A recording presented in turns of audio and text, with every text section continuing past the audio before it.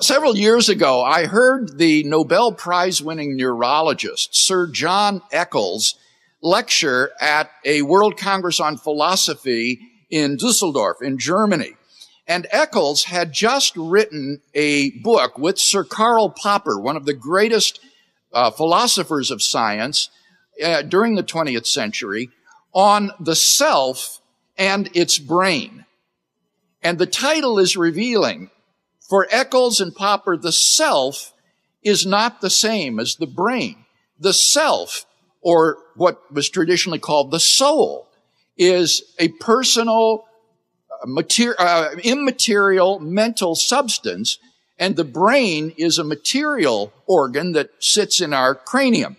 And Eccles and Popper were defending what they called dualism interactionism, that there is an immaterial self which uses the brain as an instrument for thought, as Eccles put it. And he compared the relationship of the self to the brain to that of a pianist to his piano. The piano is an instrument that the pianist uses to play music. And if the instrument is damaged, say out of tune or the strings are broken, then clearly the pianist, though he has the ability to play good music, won't be able to produce music because the instrument that he uses to make music is damaged or incapacitated. And similarly, Eccles said that the self and the brain are related in that way. The brain is an instrument that the self uses to think. And so it's not surprising that when the brain is damaged or confused or perhaps intoxicated or drugged, that the self will not be able to use its instrument for clearly and properly thinking. On this view of the self and the brain, the fact that there are correlations between mental states or conscious states and brain states isn't really surprising. If the self is using the brain as an instrument for thought, then you would expect there to be correlations between mental states and brain states. And when materialists show that there is a brain state that corresponds to, say, the mental state of seeing a yellow patch, that's not really surprising. That hardly proves that materialism is true, that you are your brain, that the self is nothing but the brain. You would expect to see these correlations between the mind and the brain.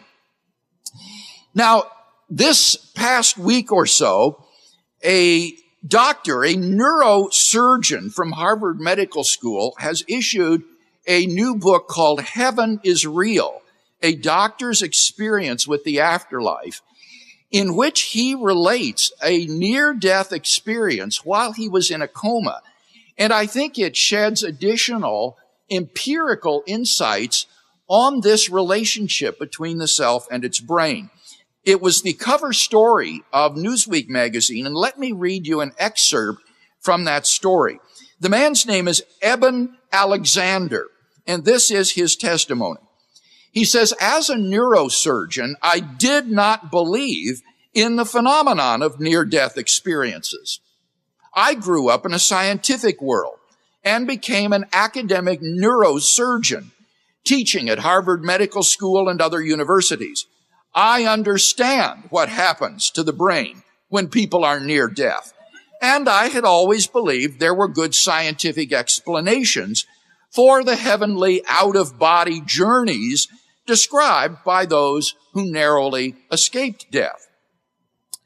In the fall of 2008, however, after 7 days in a coma, during which the human part of my brain, the neocortex, was inactivated, I experienced something so profound that it gave me a scientific reason to believe in consciousness after death.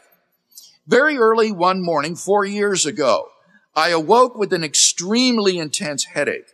Within hours, my entire cortex, the part of the brain that controls thought and emotion, and that in essence makes us human, had shut down. Doctors at Lynchburg General Hospital in Virginia, a hospital where I myself worked as a neurosurgeon, determined that I had somehow contracted a very rare bacterial meningitis that mostly attacks newborns. E. coli bacteria had penetrated my cerebrospinal fluid and were eating my brain. When I entered the emergency room that morning, my chances of survival in anything beyond a vegetative state were already low. They soon sank to near non-existent. For 7 days, I lay in a deep coma, my body unresponsive, my higher order brain functions totally offline. There is no scientific explanation for the fact that while my body lay in a coma, my mind, my conscious inner self, was alive and well, while the neurons of my cortex were stunned to complete inactivity by the bacteria that had attacked them. My brain-free consciousness journeyed to another larger dimension of the universe, a dimension I'd never dreamed existed, in which the old pre-coma me would have been more than happy to explain was a simple impossibility. But that dimension, in rough outline, the same one described by countless subjects of near-death experiences and other mystical states, is there. It exists. And what I saw and learned there has placed me quite literally in a new world, a world where we are much more than our brains and bodies, and where death is not the end of consciousness, but rather a chapter in a vast and incalculably positive journey. I'm not the first person to have discovered evidence that consciousness exists beyond the body. Brief, wonderful glimpses of this realm are as old as human history. But as far as I know, no one before me has ever traveled to this dimension, A, while their cortex was completely shut down, and B, while their body was under minute medical observation, as mine was for the full 7 days of my coma. All the chief arguments against near-death experiences suggest that these experiences are the results of minimal, transient, or partial malfunctioning of the cortex. My near-death experience, however, took place not while my cortex was malfunctioning, but while it was simply off. This is clear from the severity and duration of my meningitis and from the global cortical involvement documented by CT scans and neurological examinations. According to current medical understanding of the brain and mind, there is absolutely no way that I could have experienced even a dim and limited consciousness during my time in the coma, much less the hyper-vivid and completely coherent odyssey I underwent. Now, if you're interested in reading about that odyssey, look at the Newsweek article or Eben Alexander's book. But I wanted to give his concluding paragraphs. He says, the plain fact is that the materialist picture of the body and brain as the producers rather than the vehicles of human consciousness is doomed. In its place, a new view of mind and body will emerge, and in fact is emerging already.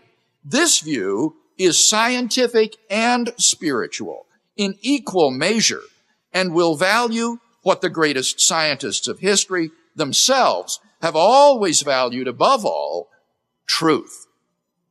This new picture of reality will take a long time to put together. It won't be finished in my time, or even, I suspect, my son's either.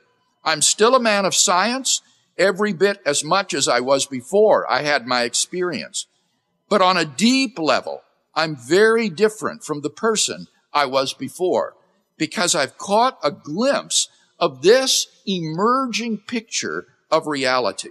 And you can believe me when I tell you that it will be worth every bit of the work it will take us and those who come after us to get it right.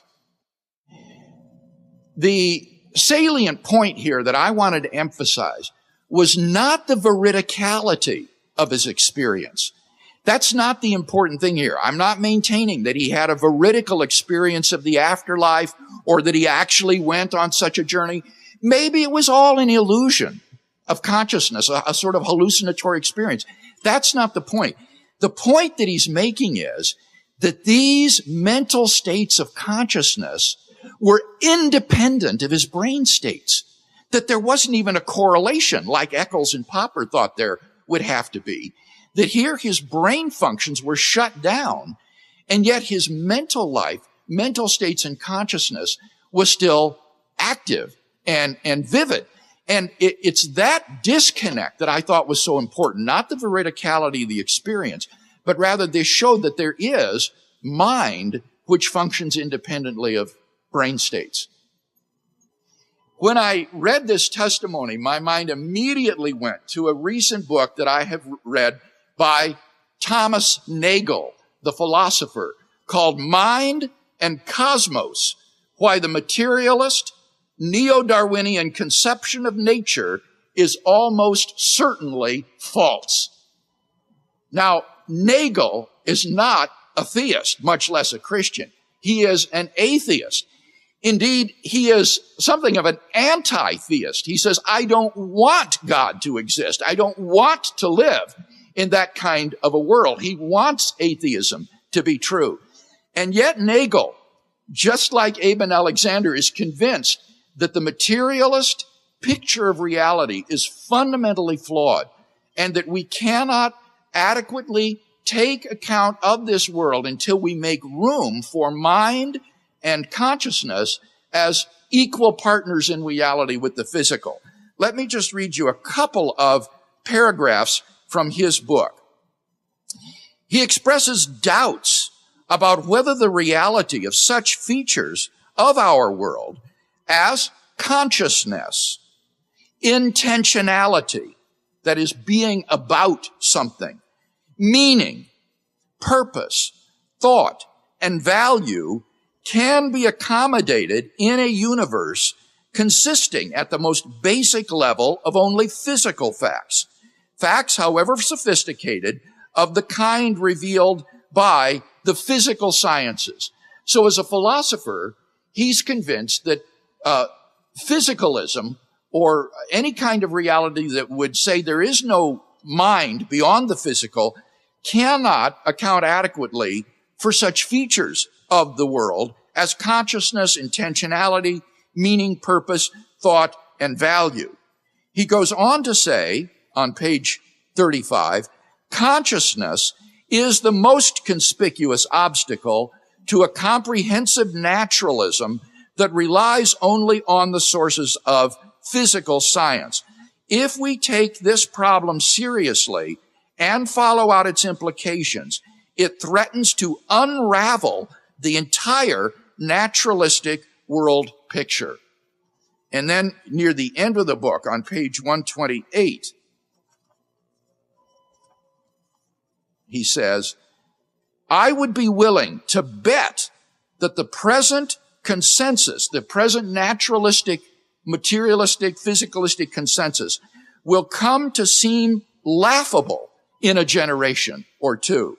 Though, of course, it may be replaced by a new consensus that is just as invalid.